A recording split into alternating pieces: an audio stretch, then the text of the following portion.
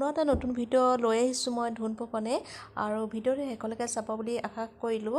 আৰু আজি মই এটা পকৰি ৰেচিপি ভিডিঅ' লৈছোঁ আৰু তাৰে সেইটো হৈছে কলডিলৰ মানে বানানা ফ্লেভাৰ পকৰি।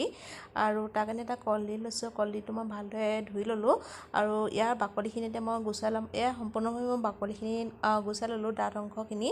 আৰু এতিয়া মই ভালদৰে কাটি ল'ম আৰু মই কেনেকৈ কাটিছোঁ আপোনালোকে ষ্টেপ বাই ষ্টেপ শেষলৈকে চাব। আৰু যদি মোৰ ভিডিঅ'বোৰ চাই ভাল পায় প্লিজ লাইক কমেণ্ট কৰিবলৈ নাপাহৰিব আৰু বেল আইকনটো প্ৰেছ কৰিব, নতুন নতুন ভিডিঅ'বোৰ আপলোড কৰিলে পোনপ্ৰথমে চাবলৈ পায়। আৰু যোনখিনি কলডিল আছে মই কলডিলখিনি প্ৰথমে মিহি মিহিকৈ কাটি ল'ম আৰু বেছি ডাঠ নকৰিব, একদম পাতলা কৰি কাটিব। আপোনালোকে দেখিবলৈ পাইছে আৰু ভিডিঅ'ত দেখা দৰে কৰিব। আৰু যোনখিনি মাজৰ অংশ আছিলে সেইখিনি দিয়া নাই। আৰু চাওকচোন কিমান ধুনীয়াকৈ কাটি লৈছোঁ মিহি কৰি পেলাই। পকৰিৰ কাৰণে ব্যৱহাৰ কৰা মই মছলাখিনি এবাৰ কৈ দিছোঁ আপোনালোকে। ধনিয়া এচামুচ লৈছোঁ, জিৰা এচামুচ, হালধি আধা চামুচ, নিমখ এচামুচ আৰু জলকীয়া গুড়ি এচামুচ, পকা জলকীয়া 4টামান, লগত আছে নৰসিংহ পাত আৰু দুটা পিঁয়াজ লৈছোঁ। আৰু যোনখিনি মোৰ নৰসিংহ পাত আছিলে সেইখিনি মই প্ৰথমে এড কৰি ল'লোঁ আৰু দেখিছে হ'বলা। আৰু জলকীয়া আৰু মোৰ পিঁয়াজখিনি ধুনীয়াকৈ কাটি লৈছোঁ। আৰু লগত আছে বেচন আৰু আপোনালোকে চাউলৰ গুড়িও দিব পাৰে। মই অকল বেচন দিছোঁ, তেতিয়া আৰু খাবলৈ ভাল হয়। আৰু যোনখিনি মোৰ মছলা আছে প্ৰথমে একেলগে এড কৰি ল'ম। এড কৰি হোৱাৰ পিছত ধুনীয়াকৈ মই হাতেৰে দি মঠি ল'ম, মানে হাতেৰে গোটেইখিনি মিক্স কৰিম, কাৰণ তেতিয়াহে খাবলৈ টেষ্টো হয়, মানে ভালদৰে গোটেই মছলাখিনি মিছল হয়। আৰু আপোনালোকে এবাৰ প্লিজ এনেকৈ বনাই খাবচোন। আৰু যিসকলে ধৰি লওক মানে কলডিল খাই ভাল নাপায় সেইসকলে এনেকৈ বনাই খাবচোন, খাবলৈ বহুতো টেষ্টি হয়। কলডিলৰ পকৰি বহুতো মানে উপকাৰীও হয় অপকাৰীও হয়। যিসকলৰ ধৰি লওক প্ৰেছাৰ হাই আছে সেইসকলে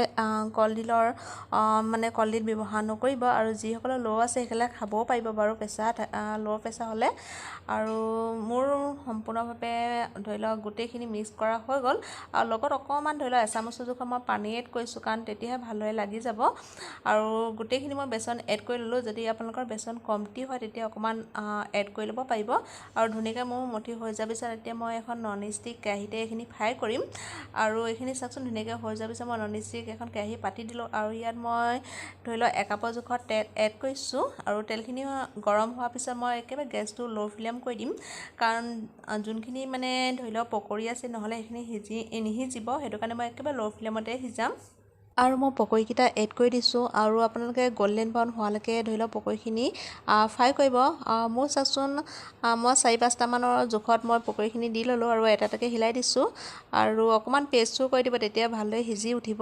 আৰু চাওকচোন মোৰ গল্ডেন ব্ৰাউন কালাৰ হৈ গ'ল, মানে মোৰ পকৰি দুটা অলৰেডি সিজি উঠিছে। আৰু এই দুটা মই প্ৰথমে ধৰি লওক কাঢ়ি ল'ম। এয়া মই দুটা ধৰি লওক কাঢ়ি ল'লোঁ। আৰু চাওকচোন বাকীকেইটাও হৈ উঠিলে। আৰু যদি এবাৰ এনেকৈ পকৰি বনাই নাই খোৱা আপোনালোকে প্লিজ বনাই খাবচোন, কাৰণ সকলোৱে কলডিল খায়, কলডিলৰ চব্জি খায়, কলডিল দাইল বনাই খায়, কলডিল ধৰি লওক মাংসৰ লগত খায়। কলডিলৰ যদি পকৰি খোৱা নাই প্লিজ এবাৰ ট্ৰাই কৰিব। যিসকলৰ ডায়েবেটিছ আছে সেইসকলেও ধৰি লওক কলডিল খাব পাৰে। আৰু মানে কলডিলৰ মানে কিছুমান গুণো আছে, সিমানখিনি বাৰু মই বিশেষ নাজানো। যিমানখিনি জানো আপোনালোকৰ লগত শ্বেয়াৰ কৰিছোঁ। আৰু যদি মোৰ এই ভিডিঅ'টো চাই ভাল পায় প্লিজ লাইক কমেণ্ট কৰিবলৈ নাপাহৰিব। আজিৰ ভিডিঅ'টো ইমানতে সমাপ্ত কৰিছোঁ। বাই বাই, নেক্সট ভিডিঅ'ত লগ পোৱা